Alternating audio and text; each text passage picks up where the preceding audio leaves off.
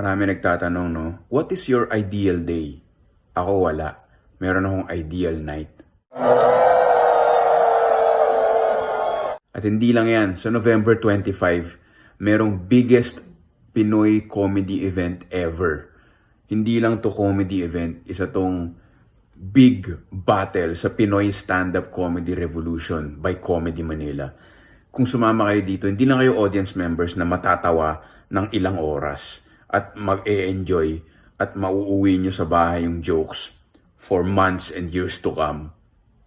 Magkakaroon ka rin ng participation sa historical new frontier ng Pinoy stand-up comedy. Comedy Manila, born and raised Pinoy comedians.